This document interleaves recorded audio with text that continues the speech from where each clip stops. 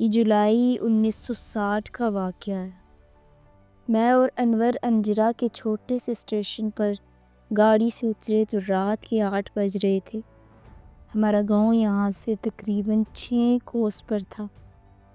انور کا خیال تھا کہ رات اسٹیشن پر گزاری جائے، لیکن میں مصر سے تھا کہ اسی وقت چلا جائے۔ انور مان گیا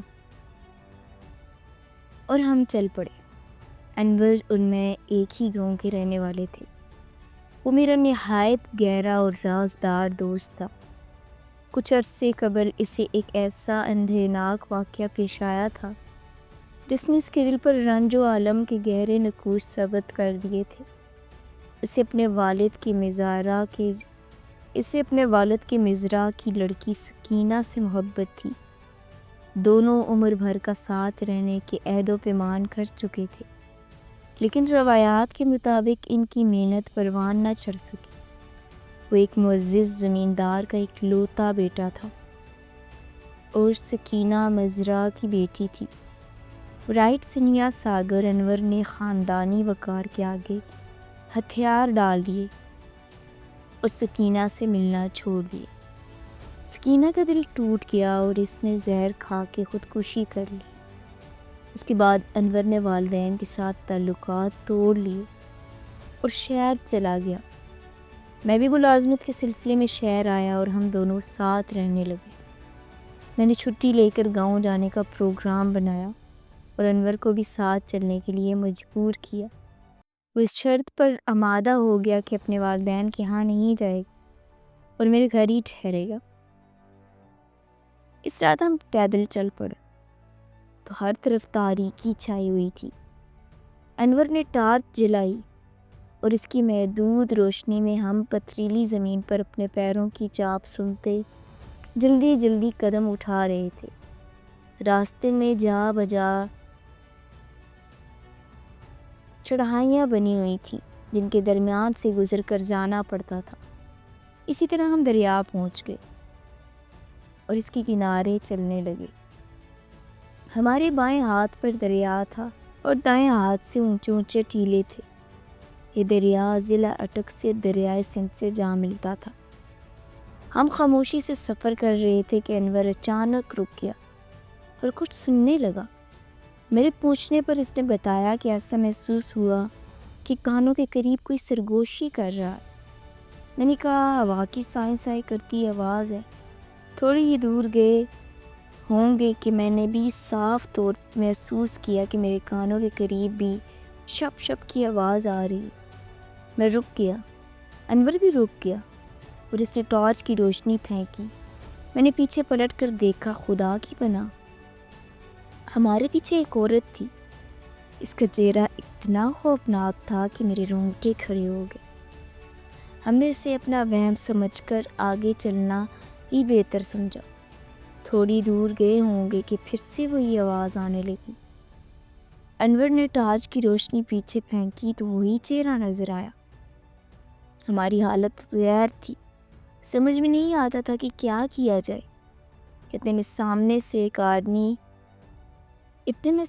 سے ایک آدمی آتا دکھائی دیا۔ اس نے سفید کپڑے پہن رکھے تھے۔ اسے دیکھ کر ہماری جان میں جان آئی۔ جب وہ قریب آیا تو میں نے اس سے سلام کیا، لیکن وہ سلام کا جواب دیے بغیر پاس سے گزر گیا۔ میں حیران ہوا اور جب مڑ کر دیکھا تو سکتے میں رہ گیا۔ اس کا دور دور تک پتہ نہ تھا۔ میری آنکھیں پھٹی کی پھٹی رہ گئیں۔ ہمیں یقین ہو گیا کہ جو کچھ ہو رہا ہے وہ ہمارا وہم نہیں ہے۔ یقیناً ہم کسی مصیبت میں پھنس چکے۔ اس موقع پر مجھے ایک واقعہ یاد آ گیا جو دادا جی کے ساتھ پیش آیا تھا۔ وہ بھی ہماری طرح ایک رات اس جگہ سے گزر رہے تھے۔ انہوں نے 2 کتے دیکھے جو سامنے سے تیزی سے آتے اور ان کی ٹانگوں کے درمیان سے گزر جاتے۔ اس کے بعد انہوں نے بہت سے لوگ اونٹوں پر ڈھول بجاتے آ رہے ہیں، لیکن وہ پاس سے گزرتے ہیں، غائب ہو جاتے ہیں۔ ہم دونوں پسینے سے شرابور تھے۔ بڑی مشکل سے میری زبان سے نکلا کہ انور، تمہیں کوئی قرآن کی آیت آتی ہے تو وہ پڑھو۔ انور بلند آواز سے آیتیں پڑھنے لگا۔ قرآن مجید کی تلاوت سے ہمارا آدھا خوف تو جاتا رہا۔ اب ہمارا گاؤں 1 کوس کے فاصلے پر تھا اور کتوں کے بھونکنے کی آوازیں آ رہی تھیں۔ یہ آوازیں چاروں طرف سے آتی محسوس ہوتی تھی۔ انور نے تلاوت ختم کی۔ اچانک انور کی آوازیں سنائی دی۔ یہ آواز بھی چاروں طرف سے آتی محسوس ہو رہی تھی اور یقیناً سکینہ کے علاوہ اور کسی کی نہیں ہو سکتی تھی۔ میں اسے سن کر سوچنے پر مجبور ہو گیا کہ اگر یہ سکینہ کی بدرو نہیں ہے تو آوازیں دینے والا کون ہو سکتا ہے؟ ہمارے قدم مشکل سے اٹھ رہے تھے۔ ایسا لگتا تھا جیسے من کے ہو گئے ہوں۔ ہماری حالت اس وقت ایسی تھی کہ اگر سامنے کوئی گیدڑ بھی گزر جائے تو شاید ہماری جان نکل جائے۔ دفتن آواز بند ہو گئی اور ایسا دل خراش بین شروع ہوا کہ عام حالات میں اگر کوئی پتھر دل بھی سن لے تو اس کے آنسو نکل آتے۔ ہم ایک دوسرے سے آگے بڑھنے لگے۔ مبادا پیچھے رہ جانے کی صورت میں پہلے وہی پکڑا جائے، اسی طرح ڈرتے لرزتے بدحواس گاؤں پہنچ گئے۔ ہمارا گاؤں ٹیلے پر واقع تھا۔ جب ہم اوپر چڑھ رہے تھے تو اچانک ہمارے پاؤں کے قریب چھوٹے چھوٹے پتھر آ کر گرنے لگے۔ کوئی پتھر ہمیں نہ لگتا تھا، لیکن پاؤں تلے جو بھی آتا تو اتنے زور سے آواز پیدا ہوتی کہ ہم اچھل پڑتے۔ خدا خدا کر کے گھر پہنچے تو تقریباً 12 کا ٹائم ہوگا۔ جلدی بستر میں دبک گئے۔ صبح ہوئی تو دونوں کو سخت بخار تھا۔ ہم نے رات کے واقعہ کا کسی سے ذکر نہ کیا۔ اگلے روز تک ہماری طبیعت سنبھل چکی تھی۔ اسی رات کا ذکر ہے کہ میں اور انور اپنی اپنی چارپائیوں پر لیٹے ہوئے تھے۔ سامنے دیوار کے ساتھ سیڑھی لگی ہوئی تھی۔ باتوں باتوں میں کافی رات گزر گئی۔ اچانک میری نظر سامنے مندیر پر پڑی۔ دیکھا کہ اس کے 2 چھوٹے سے بچے کھیل رہے ہیں۔ انور بھی شاید انہیں دیکھ رہا تھا۔ اس سے پہلے کہ ہم میں سے کوئی کچھ کہتا وہ دونوں تیزی سے سیڑھی سے اترے اور ہماری طرف آئے۔ ایک بندر کی سی پھرتی سے میرے سینے پر چڑھ گیا، دوسرا انور کے سینے پر۔ میرے منہ سے چیخ نہ نکل سکی، بس غوں غوں کی آوازیں نکل رہی تھیں۔ میں نے جسے چھوٹے بچے سمجھا وہ کوئی اور ہی مخلوق تھی۔ اس کی آنکھیں چھوٹی چھوٹی اور لمبوتری تھیں۔ وہ میرے سینے پر بیٹھا کبھی سر کے بالوں پر انگلیاں پھیرنے لگتا، کبھی سونگنے لگتا۔ تھوڑی دیر کے بعد وہ میرے سینے سے اترا اور چھت کی طرف چلا گیا۔ اسی اثنا میں بے ہوش ہو چکا تھا۔ صبح کے وقت ہوش آیا۔ انور ابھی تک بے ہوش پڑا تھا۔ سب سے پہلا کام میں نے یہ کیا کہ سیڑھی جو چھت سے ہٹا دی۔ کچھ دیر بعد انور کو ہوش آیا۔ ہم اٹھے اور سیر کو نکل گئے۔ راستے میں انور نے رات والے واقعے کے بارے میں بات کی تو میں نے کہا کہ تم نے کوئی خواب دیکھا ہوگا۔ میں تو آرام سے سویا۔ کہنے کو تو میں نے کہہ دیا، لیکن میں خود بہت خوف زدہ تھا۔ تقریباً 1 گھنٹے بعد جب ہم لوٹ رہے تھے تو اچانک انور چلتے چلتے رک گیا۔ کچھ سنا تم نے؟ انور نے کہا۔ نہیں تو، میں نے جواب دیا۔ اس نے کہا مجھے تو ایسی آوازیں آ رہی ہیں جیسے میرا کوئی نام لے کر پکار رہا ہو۔ آواز بالکل اسی طرح کی ہے جیسے اس رات کو ہم نے سنی تھی۔ مجھے اس وقت آواز نہیں آ رہی تھی۔ میں ہنس پڑا۔ بھئی تم بھی بہت عجیب آدمی ہو، خواہ مخواہ پریشان ہو رہے ہو۔ گھر پہنچے تو وہ یہی کہتا رہا آوازیں آ رہی ہیں۔ میں اسے جھٹلاتا رہا کیونکہ میں نے کوئی آواز نہیں سنی تھی۔ البتہ میں نے محسوس کیا کہ انور اب تنہا رہنا زیادہ پسند کرنے لگا ہے۔ میں خاموشی سے اس کی حرکات اور سکنات دیکھتا رہا۔ ایک صبح مجھے اس نے جھنجھوڑ دیا۔ اس کا چہرہ زرد ہو رہا تھا۔ خیریت تو ہے؟ میں نے پوچھا۔ اس نے کہا میں آج ہی واپس چلا جاؤں گا۔ آخر ماجرا کیا ہے؟ اس کی آنکھوں میں آنسو آ گئے۔ تم یقین نہیں کرو گے لیکن میں تمہیں ساری بات بتاتا ہوں۔ سکینہ مجھے اکثر بلاتی رہتی ہے اور مجھ سے باتیں کرتی ہے۔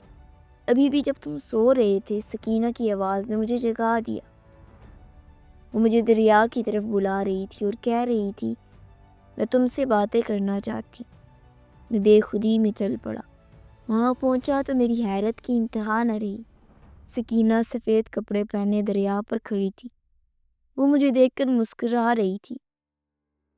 اس نے میرا ہاتھ پکڑ لیا اور ایک طرف چل پڑی۔ میں کسی سحر زدہ انسان کی طرح اس کے ساتھ چلنے لگا۔ اس نے مجھ سے کافی باتیں کی، لیکن مجھے بس اتنا یاد رہا کہ آج رات میں تمہیں لینے آؤں گی، تمہیں میرے ساتھ چلنا ہوگا، میرے علاوہ تم کسی اور کے نہیں ہو سکتے۔ اگر تم نہ آئے تو یاد رکھو اس کا انجام تمہارے لیے ٹھیک نہیں ہوگا۔ یہ کہہ کر وہ چلی گئی اور میں واپس آ گیا۔ میں یہ سوچ کر سکتے میں آ گیا کہ مرے ہوئے انسان بھی زندہ ہو سکتے ہیں۔ انور کی حالت قابل رحم تھی۔ یہ سوچتے سوچتے شام ہو گئی۔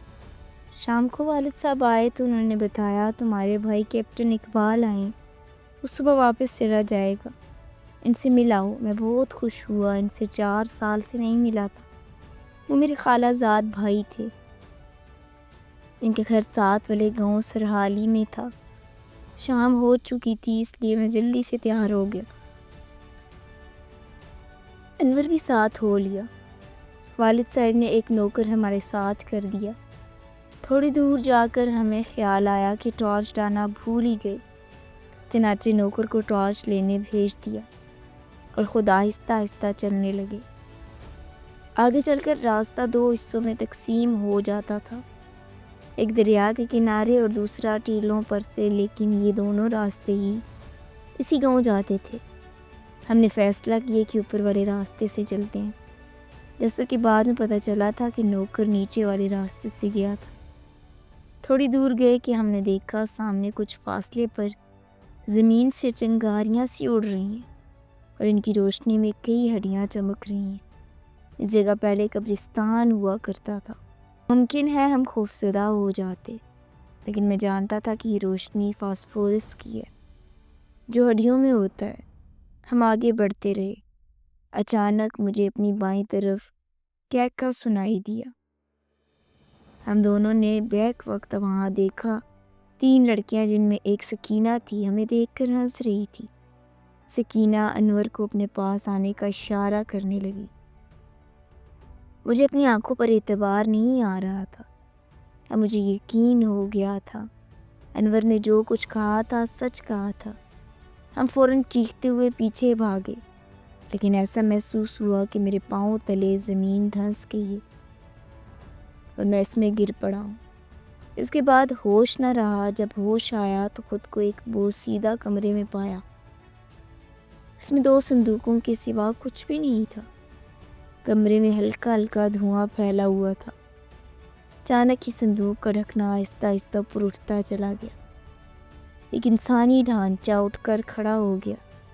اسی وقت دوسرے صندوق کا ڈھکنا کھلا اور اس میں سے بھی ایک ڈھانچہ اٹھ کر کھڑا ہو گیا۔ میرا جسم تھر تھر کانپنے لگا۔ دیکھتے ہی دیکھتے کمرے کا دھواں آہستہ آہستہ ان ڈھانچوں پہ بھرنے لگا۔ میں نے خوف سے آنکھیں بند کر لیں۔ کچھ دیر بعد آنکھیں کھولیں تو دیکھا ان ڈھانچوں کی جگہ اب انور اور سکینہ کھڑے ہیں۔ سکینہ نے انور کا ہاتھ پکڑا ہوا تھا اور مسکرا رہی تھی۔ پھر وہ اسے لے کر دروازے کی طرف بڑھی، لیکن اس سے پہلے کہ وہ اسے باہر لے جاتی، کوئی زوں زاں کی آواز کے ساتھ اندر داخل ہوا۔ میرے خدایا، یہ وہی عورت تھی جس کا چہرہ میں نے اس رات دیکھا تھا۔ میری چیخ نکل گئی۔ جب ہوش آیا تو دیکھا والد صاحب مجھے بازو سے پکڑ کر جھنجھوڑ رہے تھے۔ میں اور انور ایک ٹوٹی قبر میں پڑے تھے جس میں چند انسانی ہڈیاں بھی تھیں۔ جب انور کو اٹھایا گیا تو وہ پاگلوں کی طرح ہمیں دیکھ رہا تھا۔ اچانک وہ سکینہ سکینہ چلاتا ہوا بھاگ کھڑا ہوا۔ اس سے پہلے ہم میں سے کوئی اسے پکڑتا وہ اونچے ٹیلوں سے چھلانگ لگا چکا تھا۔ وہ ابدی نیند سو چکا تھا۔ شاید سکینہ نے اسے پاس بلا لیا تھا۔ کہتے ہیں اس کے بعد میں مسلسل 4 دن بے ہوش پڑا رہا۔ میں گاؤں کو خیر آباد کہہ کر سرگودا چلا آیا۔ اب جب بھی گاؤں کا کوئی آدمی ملتا ہے وہ بتاتا ہے کہ ہر سال 20 جولائی کی رات جس جگہ سے ہمیں اٹھایا گیا تھا آوازیں آتی ہیں، کوئی انور انور پکارتا ہے، اس کے بعد شعلے رقص کرتے ہیں اور ان میں 2 سائے نظر آتے ہیں۔ صبح شعلوں کے سرد ہوتے ہی وہ سائے بھی غائب ہو جاتے ہیں۔ مزید ایسی کہانیاں سننے کے لیے میرے چینل کو سبسکرائب کریں۔ آپ کا بہت بہت شکریہ۔